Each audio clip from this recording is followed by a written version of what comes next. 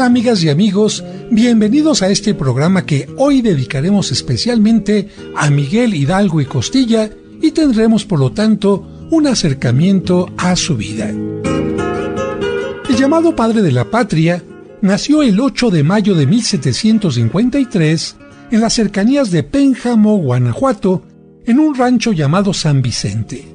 Su padre se llamó don Cristóbal Hidalgo y Costilla y su madre Ana María Gallaga.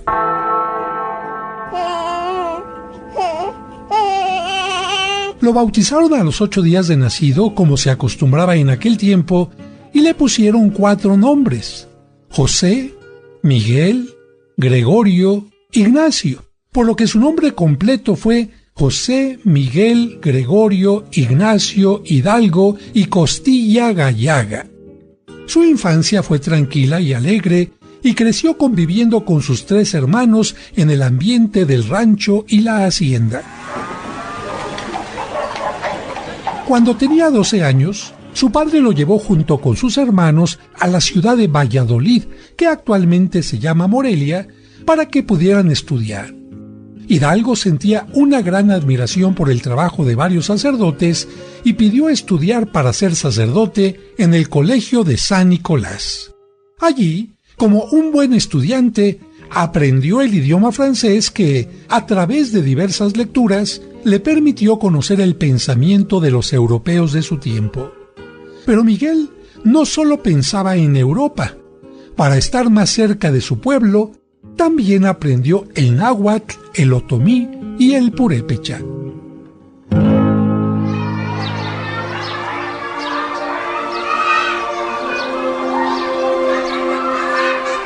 Pero ¿cómo era Hidalgo en la escuela? Hidalgo se aplicaba tanto al estudio que por su sagacidad y astucia, sus compañeros lo apodaron el zorro. A los 20 años de edad ya había terminado el bachillerato, y a los 25 fue ordenado sacerdote. De alumno pasó a ser maestro y 2 años después fue el director del mismo colegio donde estudió. Cuando comenzaba su trabajo como director, ingresó al colegio un muchacho que fue su alumno y también sería famoso: José María Morelos y Pavón.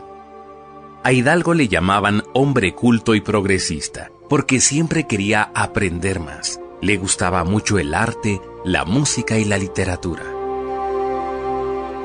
Aprendió también labores del campo, porque con su trabajo social quería ser un verdadero apóstol en favor de la comunidad. Y permítanme decirles el nombre de Morelos, su buen alumno, porque a veces solo lo conocemos por su nombre corto. Él se llamaba José María Teclo Morelos Pérez y Pavón. Y lo repito con mucho gusto: José María Teclo Morelos Pérez y Pavón. Un nombre largo que, en los libros de historia, muchas veces prefieren acortar.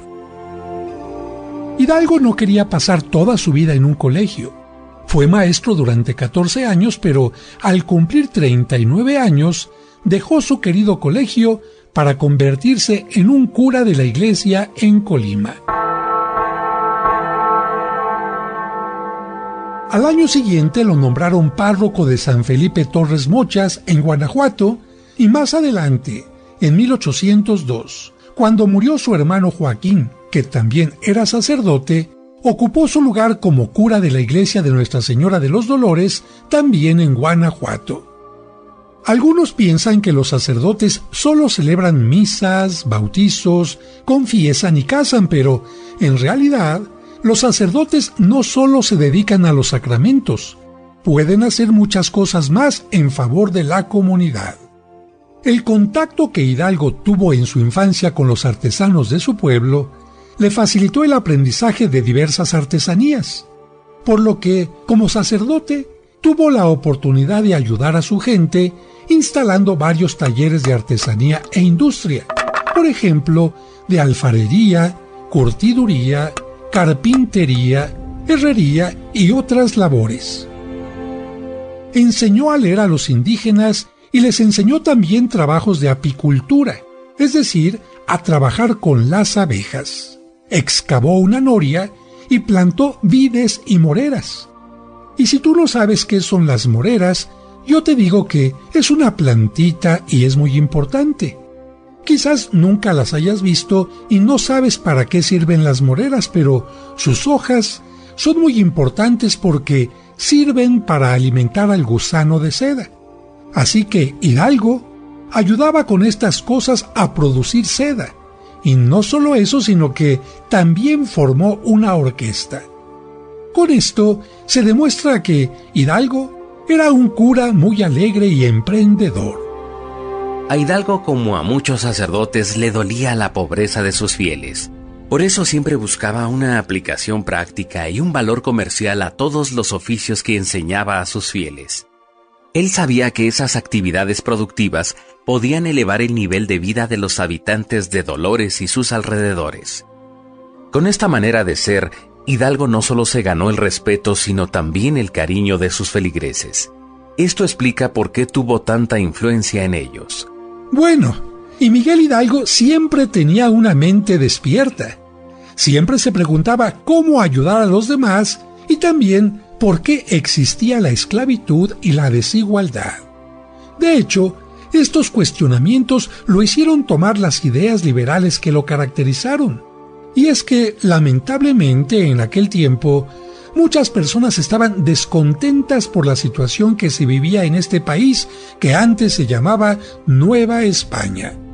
Ante tal descontento, Hidalgo decidió reunirse con un grupo de personas para buscar una solución a los problemas.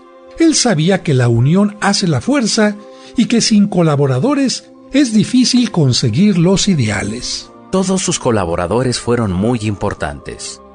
Desde 1808 comenzaron a reunirse para buscar la independencia. Hidalgo se puso en contacto con Allende y también con Juan Garrido, quien se encontraba en el batallón de Guanajuato. Con la protección disimulada del corregidor de Querétaro, Miguel Domínguez, su esposa doña Josefa Ortiz de Domínguez y el teniente Mariano Abasolo, formaron en secreto una conspiración en contra del gobierno de España. Eso no era nada fácil, porque si alguno de los gobernantes se enteraba, su destino era la muerte inmediata. Por una parte, a Hidalgo le daba miedo el riesgo que corría, pero, por otra, al ver la situación del pueblo, se llenaba de valor y buscaba cómo acabar con la injusticia. Por eso, sus fieles entendieron lo que estaba buscando y lo comprendieron. Y es que hay que pensar que no era fácil para un sacerdote que predica la paz y el amor pedir al pueblo que utilice la fuerza y la violencia contra sus enemigos. Imagínense cómo estarían las cosas para que Hidalgo tuviera que llegar a este extremo. Él sabía que los gobernantes no estaban siendo justos y por tanto no eran una autoridad legítima. Ellos habían sido los que, por sus injusticias, habían iniciado ya la violencia, y a Hidalgo no le quedaba otro remedio que la lucha y la fuerza para defender los derechos y la libertad. Así fue como se dio el famoso grito de la independencia. Él tenía ya 8 años como párroco en la iglesia de Nuestra Señora de los Dolores en Guanajuato aquel 16 de septiembre de 1810. Eran alrededor de las 2 de la mañana cuando Aldama llegó presuroso para informarle que habían descubierto los planes del grupo. Todo podía venirse abajo si no hacían algo de inmediato. Y es que ellos tenían planeado iniciar la lucha para el mes de octubre, pero ahora no les quedaba otra alternativa. O lo hacían en ese momento, aunque faltara más organización, o no podrían hacerlo después. Fue así como Hidalgo, valientemente, decidió adelantar los planes aceptando las consecuencias que, seguramente, los llevarían a la muerte. Hidalgo llamó de inmediato a Allende, a José Santos y a su propio hermano Mariano, quienes le respondieron de inmediato. En ese momento tocó las campanas para convocar, no a la reunión sagrada, sino a la lucha por los derechos. Todos sus seguidores se reunieron frente a la iglesia, con pocas armas pero con una gran esperanza, vestidos pobremente, pero con el deseo de libertad, cansados de ser explotados, pero con el deseo de trabajar para heredar a sus hijos una tierra mejor. El pueblo gritó: ¡Viva la independencia! ¡Viva la América! ¡Viva la Virgen de Guadalupe! ¡Muera el mal gobierno! Luego se dirigieron a la prisión y obligaron al alcalde mediante amenazas a que dejara en libertad a los presos. Ellos fueron los primeros en sentir el espíritu de libertad y se unieron a la causa. Al grupo se le llamó los insurrectos o los insurgentes. Ese fue el principio de la lucha contra el yugo español. Bueno, ¿y quiénes siguieron a Hidalgo? En realidad, era muy poca gente, además de los que salieron de la cárcel que no estaban informados de su causa. Así que aquí empezamos a ver que no todos los que lo siguieron querían hacer lo que Hidalgo deseaba hacer. Por esta razón, algunos de ellos se aprovecharían para hacer desastres o asesinar sin una razón en particular. Hidalgo, con apenas unos 300 hombres, se dirigió a San Miguel el Grande, que ahora se llama San Miguel Allende. En el camino se le unieron más personas, y ya en San Miguel se les incorporó el grupo de Allende. Cuando llegaron a Totonilco, Hidalgo tomó una imagen de la guadalupana como estandarte de su búsqueda de libertad. El 21 de septiembre llegaron a Celaya y al día siguiente Hidalgo quedó al mando supremo del movimiento. Sin embargo, precisamente ahí empezarían algunos problemas que tendrían que resolver, como los siguientes. ¿Qué les darían de comer a todos los seguidores? ¿Cómo juntarían más armas? Las cosas no eran nada fáciles. Necesitaban víveres y armas urgentemente, por lo que fue necesario hacer saqueos. Y el lugar que tenían más cercano para hacer un saqueo importante era Guanajuato. Cuando Hidalgo llegó a Guanajuato, el intendente de la ciudad no quiso colaborar con ellos y se escondió con sus hombres en el edificio de la Alhóndiga de Granaditas. Allí también escondió los víveres y fondos públicos. Hidalgo le pidió que colaborara para la causa y se rindiera, pero el intendente no aceptó. Hidalgo trató nuevamente de convencerlo de que le entregara víveres por la buena, pero él se rehusó, y así fue como inició la batalla. Quienes conocen la Alhóndiga saben que es como una especie de fuerte, con paredes y ventanas muy altas. Parecía imposible que alguien llegara a la puerta sin que lo mataran. Afortunadamente, un muchacho apodado el Pípila ayudó a la toma de la Alhóndiga. Algunos de los que están escuchando esta historia no se imaginan a un sacerdote luchando con armas y se estarán preguntando si Hidalgo no sintió remordimiento por hacer eso. Ciertamente, era un momento muy difícil para él. Sin embargo, en aquellas circunstancias, las necesidades le hicieron luchar no como sacerdote, sino como militar. Pero regresemos a nuestra historia. Cuando Hidalgo vio el resultado de la toma de la Alhóndiga, quedó sorprendido porque la violencia fue más fuerte de lo que él esperaba. En aquel momento, descubrió que el odio y las injusticias sufridas por sus seguidores buscaban un cauce para desahogarse. La Alhóndiga fue tomada a precio de sangre y la matanza terrible. Había ahí hombres, mujeres, niños, todos muertos, por lo que Hidalgo se preguntó si aquel era realmente el precio de la libertad. Sin embargo, ya no podía detener lo que se había iniciado. De Dolores había salido con 300 hombres y en Guanajuato ya lo seguían 50,000. Podemos imaginar la gran responsabilidad que él sentía, sobre todo cuando invitó a otros sacerdotes al movimiento. Y es que poca gente sabe que hubo muchos sacerdotes que se unieron a Hidalgo para luchar en la causa. Al desconocer al gobierno, Hidalgo tuvo que organizar el ayuntamiento, crear una fundición de cañones, acuñar monedas y dirigirse nuevamente a Valladolid, la actual Morelia. Para ese momento, el obispo de Michoacán se enteró de las muertes ocasionadas por el movimiento y lo excomulgó. Y debemos aclarar que no se le excomulgó por luchar por la independencia, sino por otras cosas que son causa de excomunión, como por ejemplo, entrar sin permiso a un convento de clausura y secuestrar o asesinar a ministros religiosos. Estas son causas de excomunión, y aunque a Hidalgo le dolió ser excomulgado, tuvo que reconocer que la excomunión era justa porque Cristo está en contra de la muerte y él había causado la muerte de muchos. La fe de Hidalgo no desfallecía, pero, sin embargo, su desesperación le hacía buscar otros caminos. En aquellos momentos pensaría que ya habría ocasión para el arrepentimiento, pero quizá no habría oportunidad para luchar por la independencia, y por ello continuó con lo que ya no podía parar. El 17 de octubre, casi un mes después del inicio de la lucha, estaban en Valladolid, donde se les incorporaron más seguidores. Allí Hidalgo fue nombrado generalísimo, mientras que Allende recibió el nombramiento de teniente general. Luego partieron hacia la Ciudad de México. El 30 de octubre llegaron al Monte de las Cruces. Se enfrentaron al ejército y ganaron la batalla.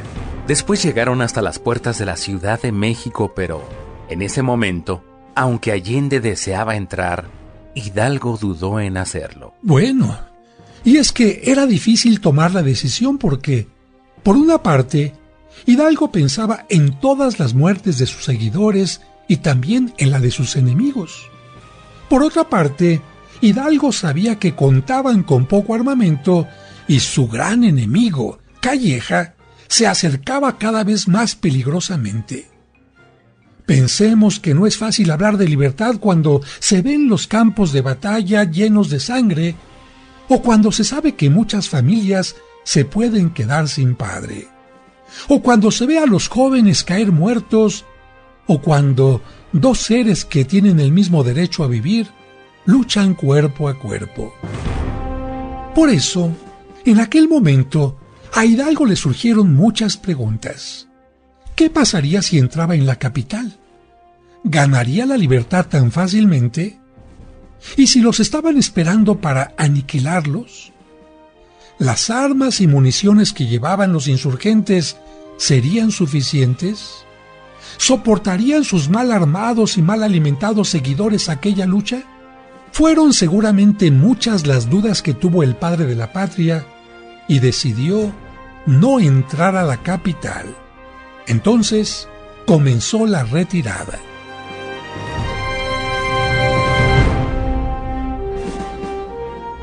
El 2 de noviembre, avanzó con sus tropas hacia Querétaro, pero en Aculco, su enemigo Calleja los alcanzó. Hubo muchas muertes y deserciones. Ante la derrota, los insurgentes tuvieron que dividirse. Allende y Aldama se fueron a Guanajuato. Hidalgo fue primero a Valladolid y luego a Guadalajara, a donde llegó el 26 de noviembre. Ahí contaba con 7,000 hombres. En Guadalajara organizó el primer gobierno independiente. Puso al frente de la administración a Ignacio López Rayón. 10 días después expidió un documento en el que se declaraba abolida la esclavitud e imponía la pena de muerte a quien no acatara la orden. También quitó los impuestos que pagaban los indígenas. Además publicó un periódico llamado El Despertador Americano. En esos días llegó Allende y se unió a sus tropas. Para ese momento, Hidalgo ya era acusado de hereje, apóstata y cismático, y es que la lucha por la independencia le exigió hacer cosas que, como sacerdote, jamás hubiera realizado, cosas que tuvo que hacer como militar, como, por ejemplo, mandar fusilar a los que lo delataron o mandar ejecutar a todos los prisioneros de guerra españoles. Hidalgo fue considerado hereje porque utilizó la imagen de la Virgen María para incitar a la violencia.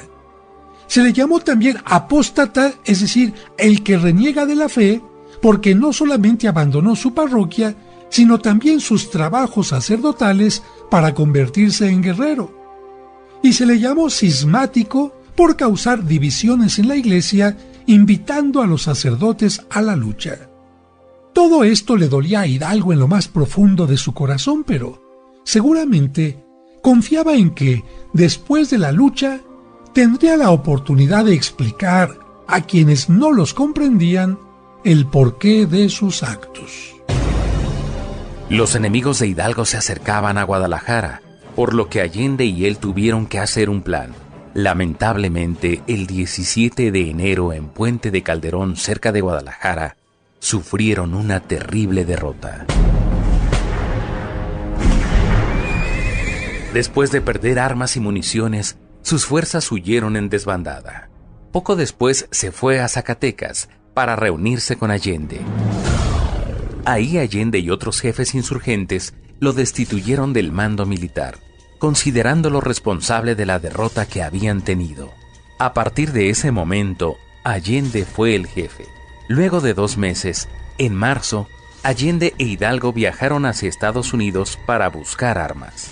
Lamentablemente ese viaje tuvo un trágico final porque el jueves 21 de marzo de 1811, mientras iban de camino pasando por Coahuila, cayeron en una emboscada en las norias de Acatita de Baján.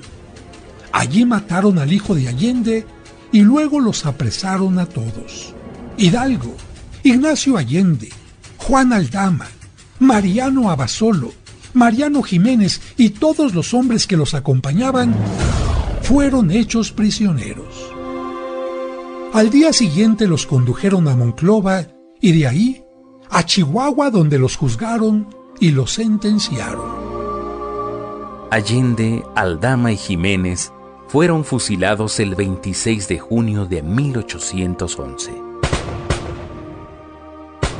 A Hidalgo lo recluyeron en el cubo de la torre del excolegio de los jesuitas y fue sometido a 2 procesos. Uno religioso, que por las muertes provocadas por el movimiento lo degradó en su calidad sacerdotal, y el otro de carácter militar, que lo condenó a morir fusilado por los cargos de alta traición y alevosos homicidios. Hidalgo estuvo encarcelado 4 meses antes de ser fusilado. ¿Se imaginan qué puede pensar alguien que va a ser fusilado? Seguramente tiene una gran cantidad de ideas que se arremolinan en su mente y, sobre todo, un arrepentimiento por los errores y fallas. Pues yo me imagino que también el cura Hidalgo los habrá tenido porque él solo estuvo 7 meses de su vida luchando como insurgente. Fíjense, solo 7 meses de sus 58 años. Por eso, seguramente antes de ser ejecutado, pensaba en cómo lo juzgaría la historia. ¿Como un mal sacerdote? ¿Como un generalísimo destituido? ¿O como un libertador que ni siquiera pudo ver realizado su proyecto? Seguramente le decía a Dios en sus oraciones: muchos me juzgarán solo por mis acciones, pero tú tomarás en cuenta mis motivos. Hidalgo sabía que si los seres humanos escucháramos la voz de Dios, viviríamos el amor y evitaríamos las luchas sangrientas. Hidalgo le habrá pedido perdón a Dios porque no se conformó con solo orar y dar esperanza, y se vio obligado a luchar. También pidió perdón por lo que hizo mal buscando el bien y por la sangre derramada. A cambio ofreció su propia sangre en pago. Pidió perdón por los fieles que se escandalizaron por su conducta y por los creyentes que por su causa dejaron de creer. Pero seguramente pidió que un día todos los habitantes de estas tierras se sintieran como hermanos y supieran conservar con responsabilidad la libertad que costó tantas vidas. Con estos pensamientos y antes de morir, Hidalgo se confesó y pidió perdón por sus pecados, por lo que, en ese mismo momento, se le quitó la excomunión. El 30 de julio de 1811, Hidalgo fue fusilado, y su último día de vida se describe así. Vuelto a su prisión, le sirvieron un desayuno de chocolate, y habiéndolo tomado, suplicó que, en lugar de agua, le sirvieran un vaso de leche que tomó apresuradamente y con gusto. Un momento después, a las 7 de la mañana, se le dio aviso de que había llegado la hora de marchar al suplicio. Lo oyó sin alteración, se puso en pie y manifestó estar listo. Llevaba un libro en la mano derecha y un crucifijo en la izquierda. Entregó el libro a un sacerdote. Salió del cubo que le había servido de prisión y, avanzando 15 o 20 pasos, se paró por un momento porque el oficial de la guardia le había preguntado si se le ofrecía un último deseo. Contestó que sí. Quería que le llevaran unos dulces que había dejado en sus almohadas. Se los llevaron y los distribuyó entre los mismos soldados que debían de dispararle y marchaban a su espalda. Los alentó y confortó con su perdón y sus más dulces palabras para que cumplieran con su oficio. Como sabía muy bien que se había mandado que no se disparara sobre su cabeza y temía padecer mucho porque aún era la hora del crepúsculo y no se veían claramente los objetos, concluyó diciendo: «La mano derecha que pondré sobre mi pecho será, hijos míos, el blanco seguro al que tienen que dirigirse». El banco del suplicio se había colocado allí, en el corral del referido ex colegio de los jesuitas, a diferencia de lo que se hizo con los otros héroes que fueron ejecutados en la plazuela que queda a la espalda de dicho edificio. Hidalgo marchó con paso firme y sereno, y sin permitirse le vendasen los ojos, rezando con voz fuerte y fervorosa el salmo Miserere Mei, ten misericordia de mí, llegó al cadalso. Lo besó con resignación y respeto. Tomó el asiento de frente. Afirmó su mano sobre el corazón.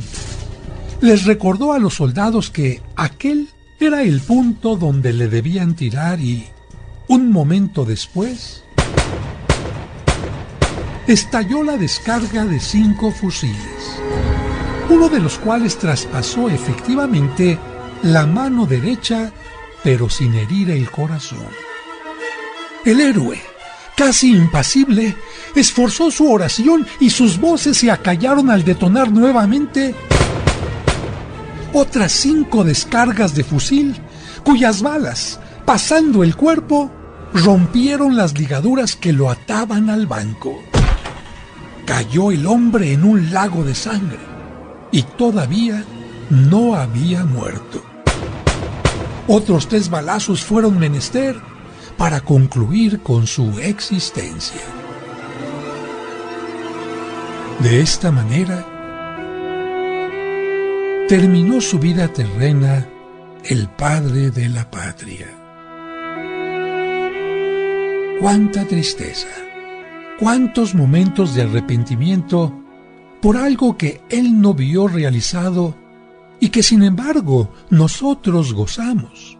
Por eso es importante valorar la vida de los héroes de la independencia, para valorar el don de la libertad.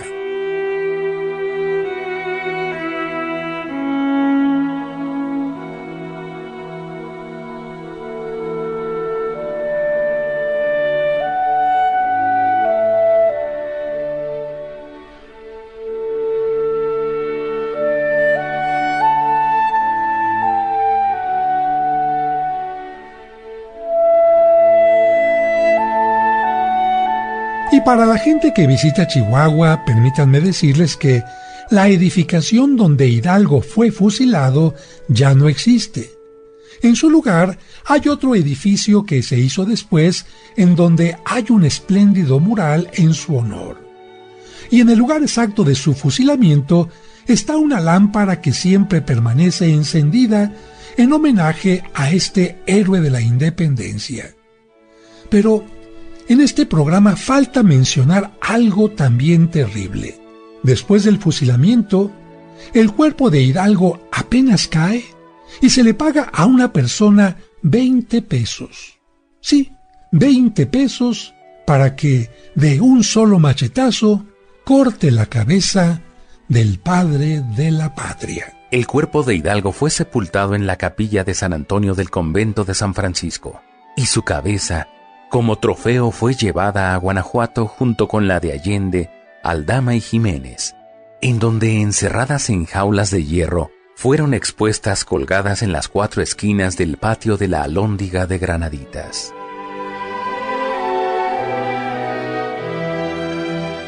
En 1821, al triunfar la independencia, sus restos fueron llevados a la Catedral de México, donde descansaron más de 100 años. En 1925, los restos del padre de la patria fueron llevados a la Columna de la Independencia, en donde descansan junto a los otros héroes que nos dieron libertad.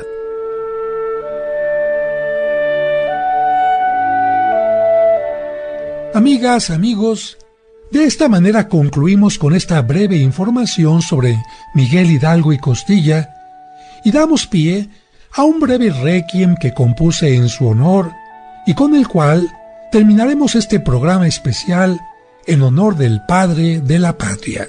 Espero que este requiem sea de su agrado. A las 7 de la mañana, Hidalgo, acompañado por algunos sacerdotes, fue conducido al paredón. Caminó con paso firme y en silencio. Llevaba un libro en la mano derecha y un crucifijo en la mano izquierda. Entregó el libro a un sacerdote. Después le vendaron los ojos. De las balas que le dispararon, una se alojó en su corazón. Poco después le decapitaron.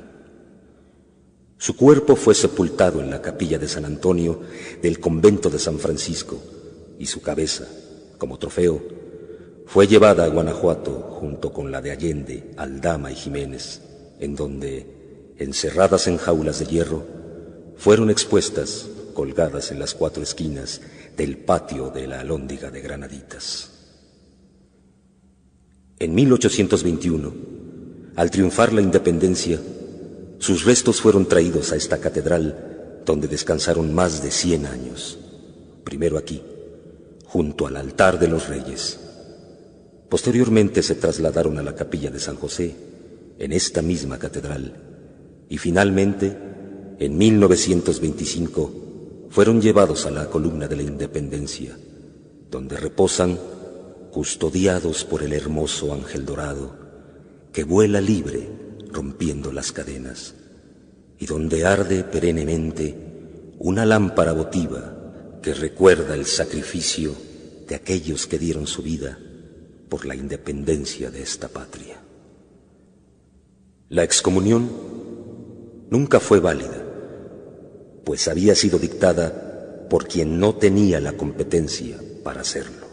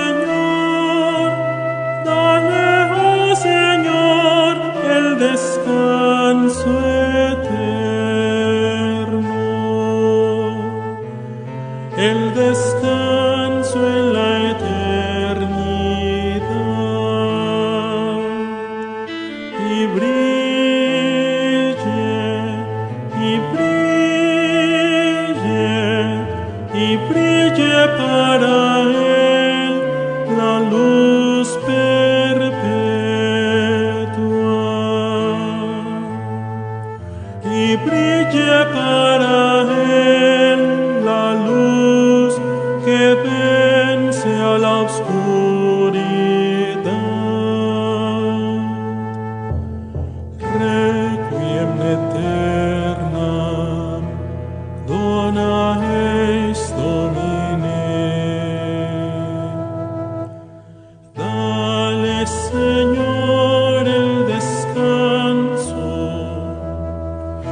Otórgale tu piedad,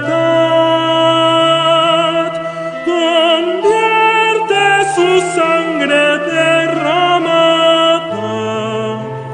en semilla de libertad. Perdona, Señor, sus ofensas. Virtud también es amar. Recibe al Hijo entre tus brazos y dale en tu seno paz. Dale, oh Señor, dale, oh Señor, dale, oh Señor, el descanso eterno, el descanso en la eternidad, y brille, y brille,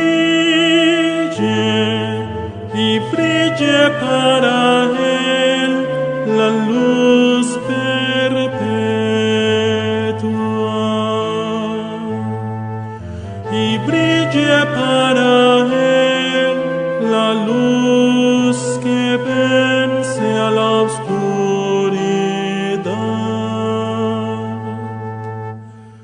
Requiem aeternam dona eis Domine. Rompe, Señor, las cadenas y vence la esclavitud. Perdona a quien busca combatiendo la justicia y fraternidad. Dale, Señor, el descanso a quien libertad nos dio. La patria conozca el sacrificio del héroe que hoy cayó.